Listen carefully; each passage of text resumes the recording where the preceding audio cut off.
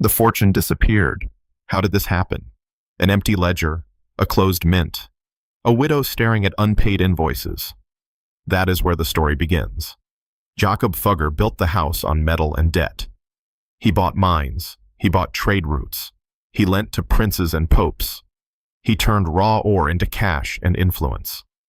By the early 1500s, the Fugger vaults held sums that modern analysts value at roughly 400 billion or in today's money. That number is not myth.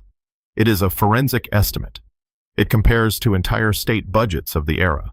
They chose power over safety. They lent huge sums to a few rulers. They bet on the Habsburgs. They underwrote Charles V's rise. In return, they got monopolies, mining rights, and political favors. That was the decision. Big loans bought big influence. Big loans also bought big risk. Money flowed fast. Armies marched on coin they did not yet own. Coronations were paid with Fugger credit. Cities boomed. Mine towns hummed. Merchants expanded. Families rose. The house grew fat and loud. Success made the Fugger brand a promise. That promise became a contract in every court. Risk piled up like ore. Interest was delayed. Loans stretched into decades. Mines produced less than expected. New veins failed to show. Silver from the Atlantic did not come in stable streams. Wartime costs exploded. The Fuggers carried more sovereign paper than gold. Each new loan was another piece of collateral tied to a single throne. A new risk appeared: concentration. They held too much Spanish debt. A second risk: maturity mismatch. Their obligations were short. Their claims were long and uncertain. A third risk: political reliance. Their fate was bound to a monarch's will. Each risk made the ledger more fragile. Ledgers from Augsburg show the math. There are line items with enormous numbers next to one name: the Spanish crown. One entry reads like trust. The next reads like exposure. The family's basic law. A 100-year-old constitution that bound cousins and partners to mutual guarantee and joint stewardship of capital. Assumed the house could cover shocks together. That law looked unbreakable on paper. Spain hit a crisis. The crown could not pay.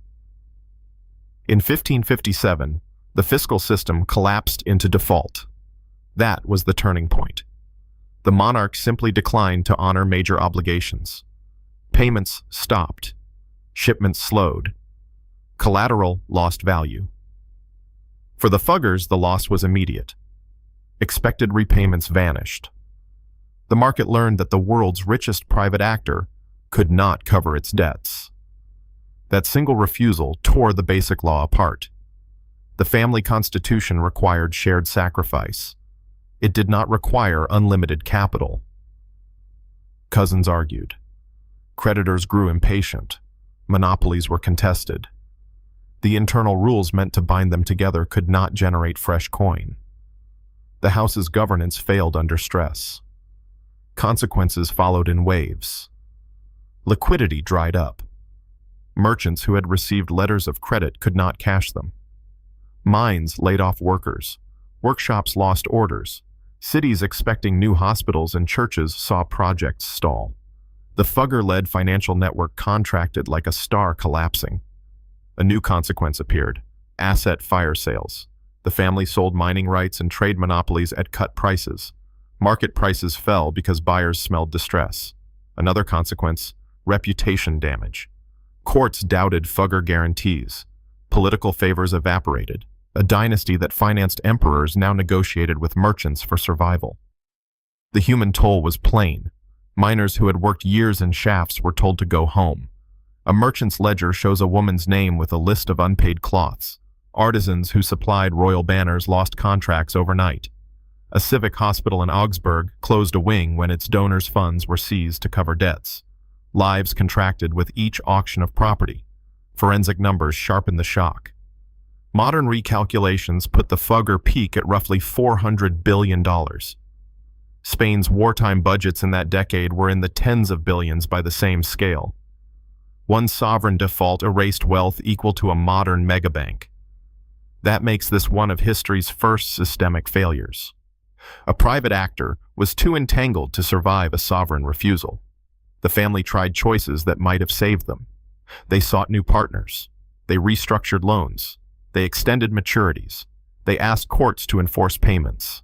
Each choice was another bet. Some delayed collapse, some made it worse. Extending credit kept clients afloat for a year. It also increased exposure for another. The house became a series of trade-offs. New risk, legal enforcement. Monarchs could evade courts. New decision. Accept deferred payment in exchange for titles or monopolies. New consequence. Assets that looked valuable on paper were worthless in cash terms. The ledger still listed rights. The market wanted coin. The fallout redrew Europe's financial map. Banking centers shifted. Credit moved to cities and houses that diversified risk. Governments learned a lesson. Mixing state power with private banking could create systemic danger. Political checks and new instruments grew out of that catastrophe. Insurance ideas, syndicates, and more cautious lending practices emerged over time. The collapse shaped modern finance. At the midpoint, stay with us to read the ledgers and hear the voices behind the numbers. After the default, there were long years of salvage. The family dwindled in political power. The basic law was rewritten, then ignored. Cousins left Augsburg for distant courts. The mines changed hands. Monopolies were parceled out. The house that once set interest rates now chased payment. Human stories persisted. A widow sued to get a small pension. A church that had relied on Fugger patrons saw its choir dissolve. A former steward became a debtor himself. Each vignette is a mirror. Each mirror shows how tied private fortunes were to public will. Final calculations are stark. What once looked like invincible capital proved fragile when one monarch stopped paying. Sovereign default can topple private empires. Concentration of credit snuffs resilience. Political favors can hide risk. Family constitutions can fail when cash is gone. The Fugger collapse is a cautionary tale for any era where private banks and states are deeply entangled. Did concentration of credit make them inevitable victims? Or did short-term political gains blind them to a preventable collapse? The ledgers hold the answer. Look at them. Learn. If you want the documents, follow the archive links in the notes. The fortune disappeared.